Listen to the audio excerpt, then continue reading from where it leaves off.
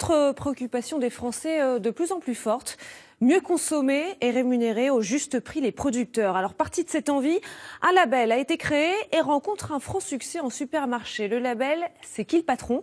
Les produits qui portent ce label donnent la garantie de protéger les agriculteurs. Après le lait, la pizza, le beurre, et bien voilà la saison de la fraise. Laurent Hainaut, Xavier Schuffenecker.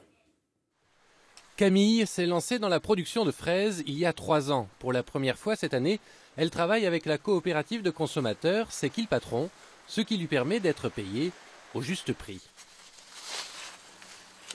L'idée, c'est d'avoir, nous, une rémunération juste et qui nous permette de vivre de notre métier, de se développer, de faire les investissements qu'il faut pour évoluer. Et d'autre part, que le consommateur ait un produit pour lequel il paye, mais en contrepartie, il a un produit de qualité. En échange d'un prix d'achat plus élevé, elle doit répondre à un cahier des charges strict. Agriculture raisonnée, respect de l'environnement et des périodes de cueillette.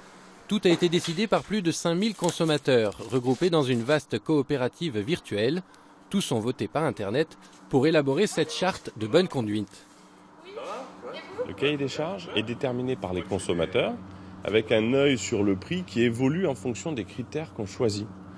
Il y a des critères pour la qualité, il y a des critères pour l'équité, la rémunération du producteur, la façon dont on ramasse, est-ce que c'est à maturité, le niveau de sucre qu'on garantit dans la fraise. Les fraises sont vendues dans de nombreuses grandes enseignes de la région. Camille a déjà dû réapprovisionner en urgence ce magasin. Les clients sont au rendez-vous. Nos agriculteurs, ils se démènent pour nous faire de bons produits et on préfère aller prendre des cochonneries et moi je ne suis pas d'accord. Je préfère payer plus cher mais manger de bons produits et français. Le prix de la sifflorette est fixé à 4,35 € la barquette de 250 grammes. Tout changement de prix doit être voté par les consommateurs.